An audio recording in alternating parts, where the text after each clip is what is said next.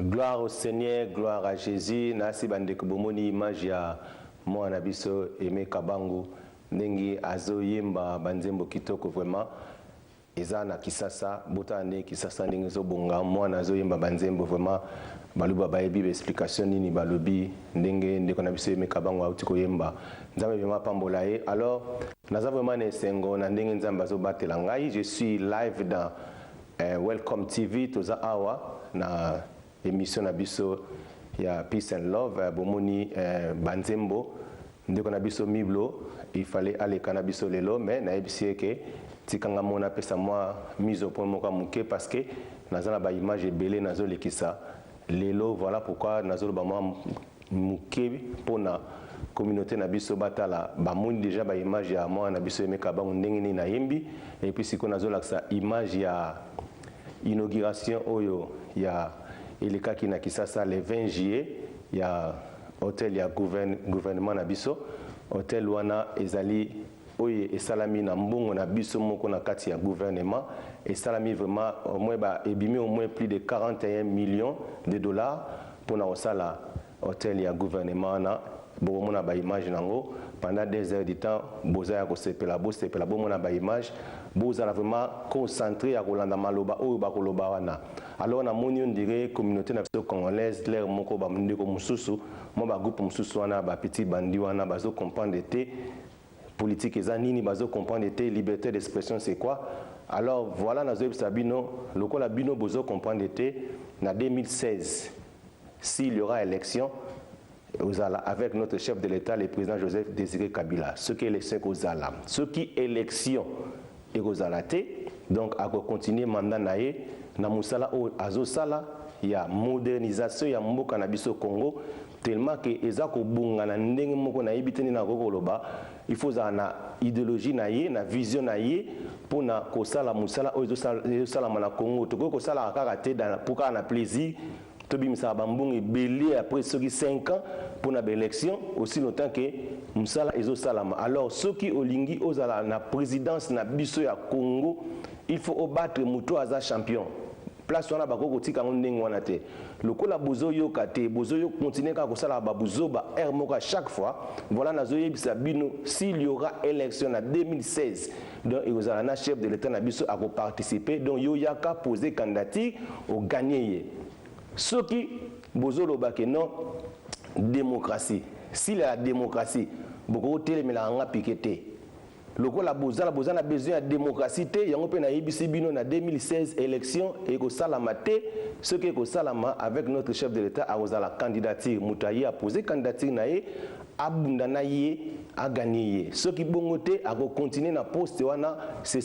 parce que si le président Mobutu azalaki alanga sepana na musala ou azosala alors yango na lobby que bozala très attention na makambo bozo kota dans quelques jours déjà na kin kuna avion asike kitaki moi batu na moni batinelinga moi ba message moko na tinela bango na Facebook awa na tinela bango avion oyo kitaki na tanga message ya frère na biso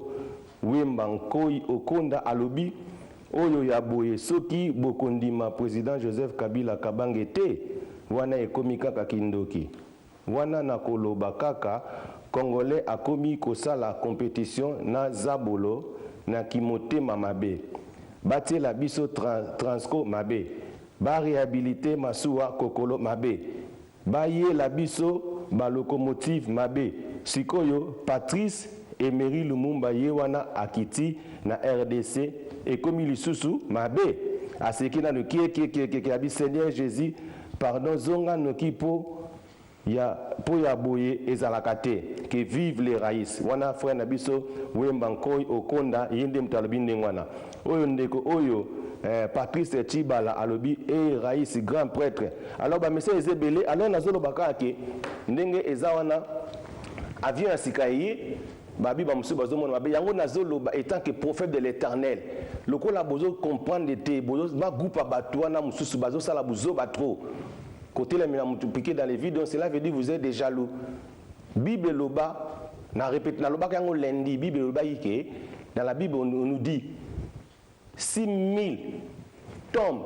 à ta droite 10 000 à ta gauche tu ne seras jamais atteint. Na loba ki yango Donc maloba wana nde na lobike ata 1000 personnes ba yi ko sala piqué 1000 fois na ozala tente. Siko soki boye ata 10 000 fois na ozala pe atente. Boba de compter combien de fois déjà bouillé. Oh là si j'ai 3 ou 5e fois. Donc faut beaucoup que ça 1000 fois na ozala pe atente tant beaucoup que ça 1000 fois. Allez bande la source beaucoup que ça 10 000 fois na ozala pe atente parce que je continuerai toujours à faire mes émissions Moutarobang sanga azate parce que ngamoko naza grand guerrier. Voilà pourquoi na yebisi madame F na bitikala legisa rediffusion miblotikala na olexaka ba image na ya nini ya mission na auto sepela. Je suis un grand guerrier. Voilà pourquoi na lobby yango na nkonyo surtout na 2016 s'il y aura l'élection avec notre chef de l'État Arozala wana poste wana ba pesa kango ka bi pesa la boyete parce que misala o bazo sala eza misala o ekoika na mutu il faut un esprit na ye. Donc cela veut dire ye moko akosa la passation des pouvoirs na mutu oyo ye alingi apesa pour a continuer vision wana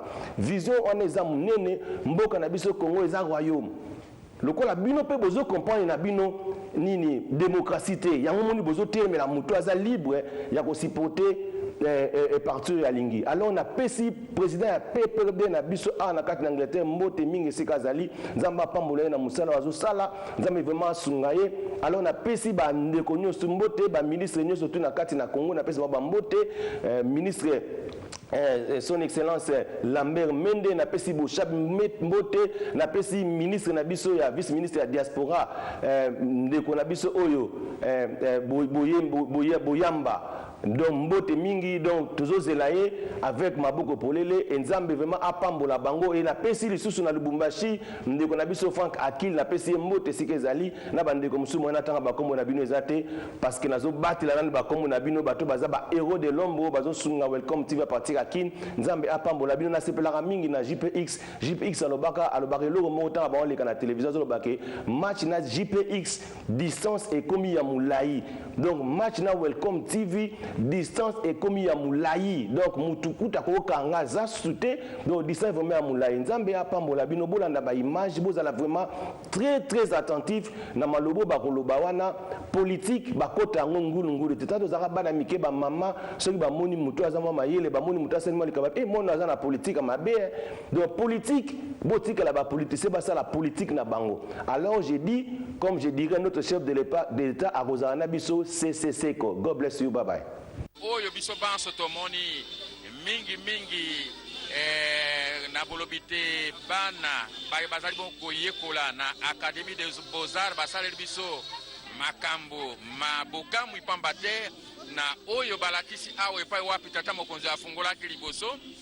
tomoni biso banso soda moko azali pembeni mama azali pembeni tata mosusu pembeni banso basato basimbi bendela ya ekolo ya biso République démocratique du Congo elekisi te lisangali ya biso banso nde tolingi okati ekolo ya biso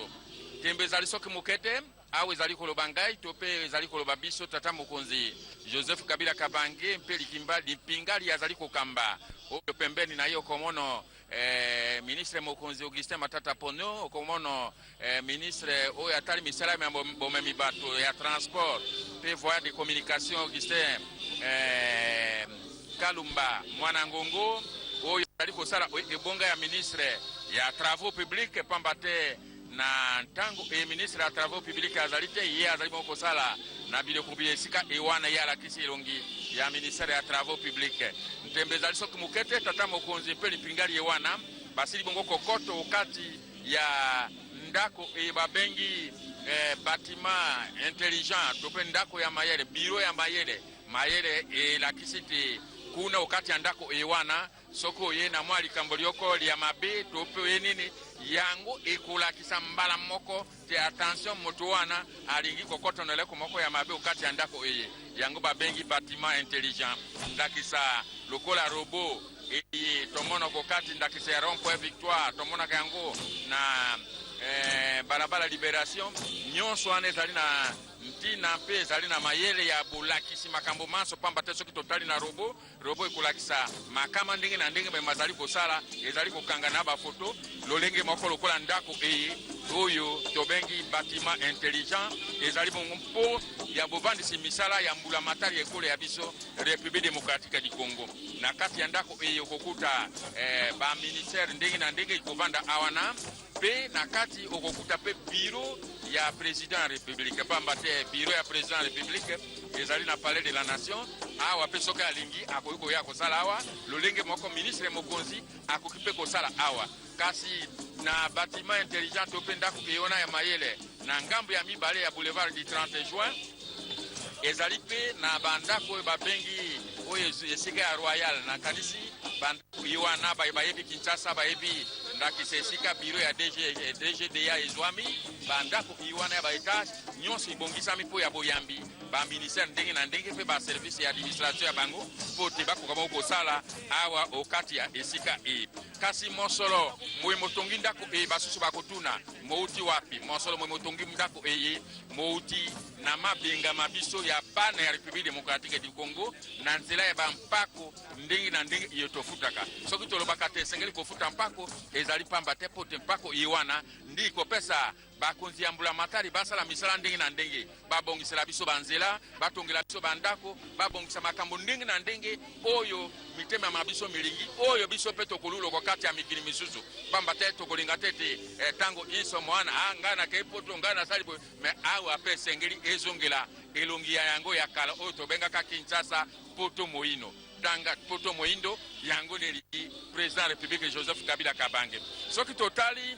botongi ndako eye mpe ndako isusu lelo tozali bongo kosepela lolenge kani tata mokonzi apesi nzela po te ndako eye esale mosala oyo ndako okokuta bandako ya makita to mpe zomi na motoba mobimba basale de réunion soki bolingi ndenge ndeko ya biso Guillaume Kuku alobaka na lopoto 16 salle de réunion bandako ya réunion ya makita zomi na motoba ezali na likambo linene mpe na ntina enene te tokuka bongo kosepela mpo ya mokolo mwa lelo oyo elingi koloba te révolution ya modernité makambo mazali kotambola malamu mpe bilembo bisengeli kotikala esengeli bilembo bisalema koloba dolenge tolobaka nakosala boye esengeli esalema nakanisi soki totali na manaka ma président ya république masukulu maye ezala ya suka ya mbula ezala masukulu ndenge na ndenge ya le 30 juin tata mokonzi apesaka tu ntango iso nalingi koloba nzela